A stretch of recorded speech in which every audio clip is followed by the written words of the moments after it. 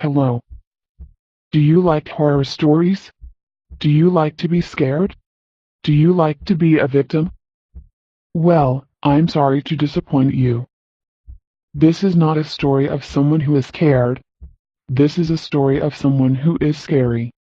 So, let me introduce myself.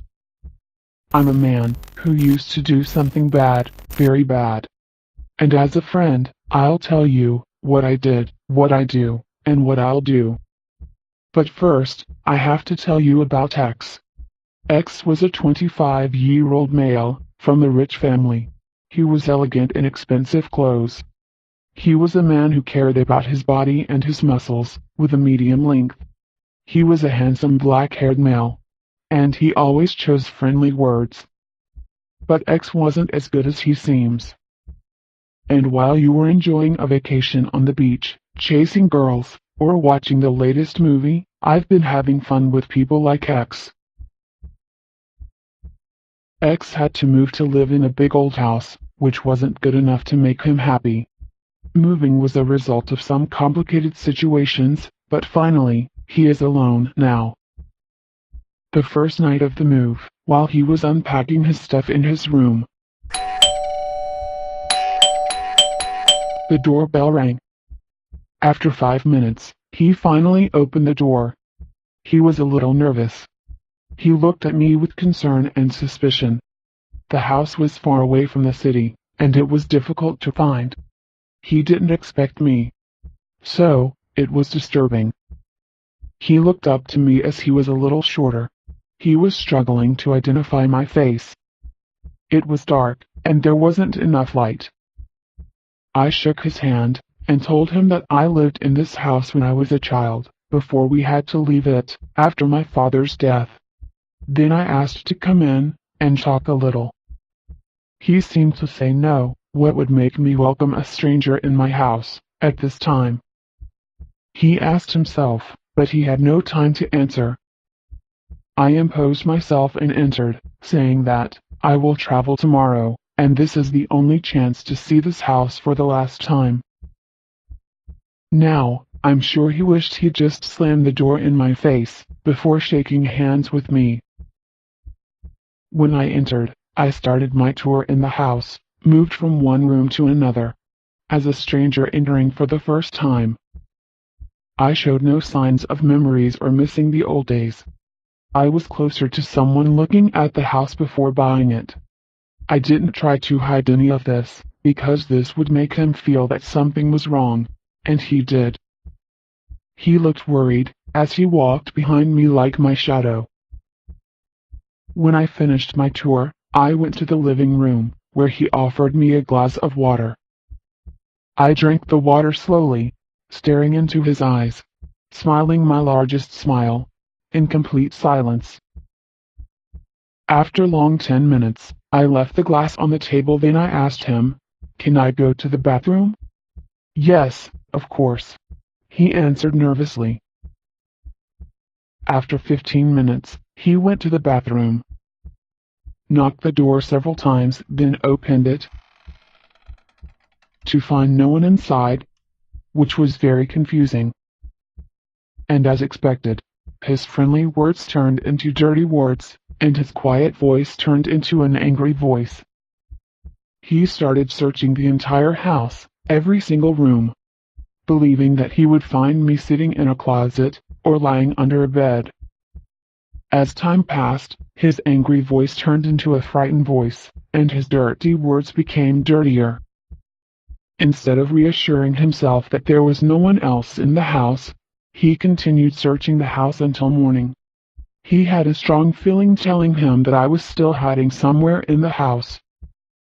He was too close, but he didn't find me.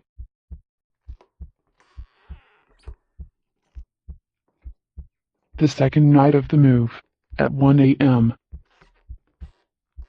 there were scary noises, like creaking floorboards. It sounds like footsteps.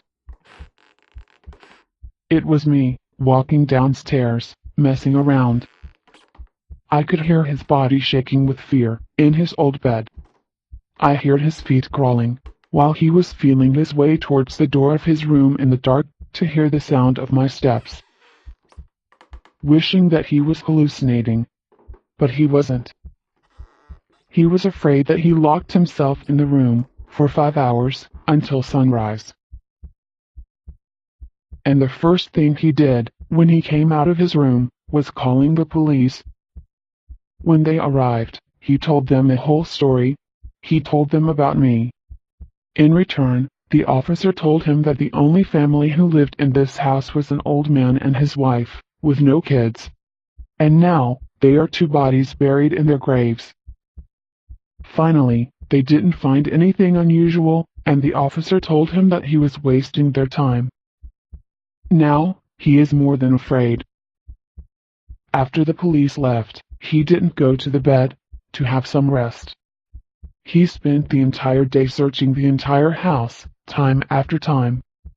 He was so desperate that he didn't eat or drink. He wanted to find any clue about me before dark. But darkness was faster than him. This night, the third night, at 3 a.m., I was standing in the dark, in front of the door of his room.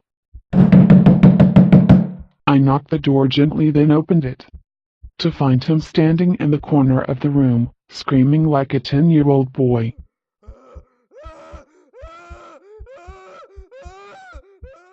I stood standing, blocking the doorway for 1 minute, then slowly walked toward him through his screams, while he was stretching his arms, begging me to stop.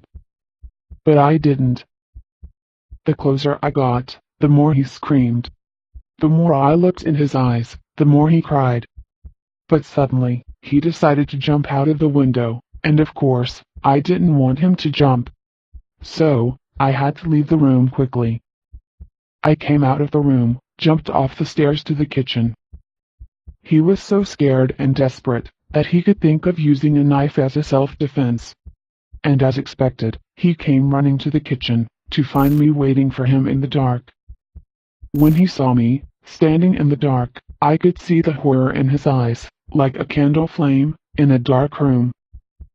Anyway, he could escape, but before reaching the door of the house, I was behind him, a few inches away. He was so terrified that he couldn't open the door before several failed attempts. He managed to get out of the house, half running, half falling, looking behind himself, watching me, watching him, at the end of the road. And finally, he could reach the nearest neighbor, who called the police because of his screams. After this night, X left the house to live with a friend, and since then, he hasn't lived in any house alone, and never sleeps, except the lights of his room are on. For me, it was a wonderful night. For X, I gave him the best night of his life. Now, I think you might have something to say, and I will respect my new friend. But be careful, don't judge me now. X wasn't my first prey. X wasn't the last.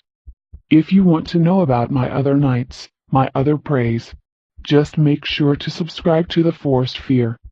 And of course, you can guess the real name of X. Or simply, you can find his name hidden in one of the photos of this video.